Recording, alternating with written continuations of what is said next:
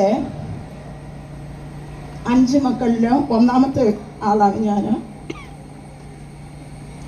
ഞാൻ ഒരു മോളും എൻ്റെ സഹോദരങ്ങൾ 4 പേര് ആൺമക്കളുമാണ്. ഞാൻ ഇവിടെ ഇരുന്ന് ചിന്തിക്കുകയായിരുന്നു,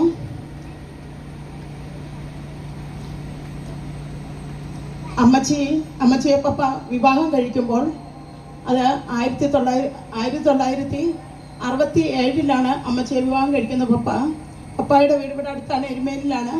പപ്പ അന്ന് ഈ ബ്രദറൻ ചർച്ചിലെ അംഗമായിരുന്നു. അമ്മച്ചി CSI കുടുംബത്തിൽപ്പെട്ട CSI ചർച്ചിൽപ്പെട്ട വ്യക്തിയായിരുന്നു. അങ്ങനെ അമ്മച്ചിയെ പപ്പ ഇവിടെ വിവാഹം കഴിച്ചുകൊണ്ട് വന്നതിന് ശേഷം ഇവർ കുമളിയിലേക്ക് പപ്പായുടെ ജോലിയുമായി ബന്ധപ്പെട്ട് കുമളിയിലേക്ക് പോയി. അവിടെ പപ്പായും അമ്മച്ചിയും അവിടെ ജോലിയുമായ ബന്ധത്തിൽ അവിടെ ആയിരിക്കുമ്പോൾ ആരാധനയ്ക്ക് കടന്നു പോകാൻ അവർക്ക് യാതൊരു വഴിയും ഇല്ലായിരുന്നു.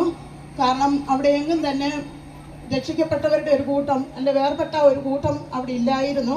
ക്രിസ്തീയ സഭകളൊന്നും അവിടെ ഇല്ലായിരുന്നു. ആ സമയത്ത് ആരാധനയ്ക്ക് പോകാൻ സാധിക്കാത്തതിൻ്റെ പ്രയാസം ഓർത്ത് അവർ രണ്ടുപേരും ഒരുമിച്ച് മുറിക്കകത്തിരുന്ന് പ്രാർത്ഥിക്കുമായിരുന്നു.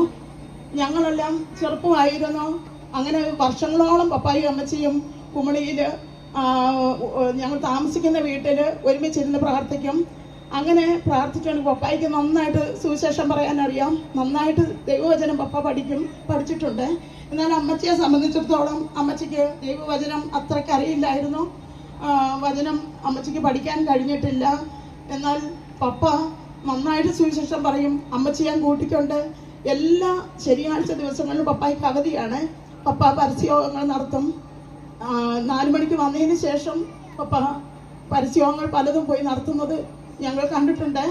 അതുപോലെ തന്നെ പപ്പായും അമ്മച്ചിയും ഒരുമിച്ച് ഞങ്ങൾ കുമളിയിൽ കൊല്ലംപട്ടടയിലാണ് താമസിച്ചുകൊണ്ടിരുന്നത്. ആ കൊല്ലംപട്ടടയിൽ നിന്ന് പലരും ഇവിടെ കടന്നു വന്നിട്ടുണ്ട്.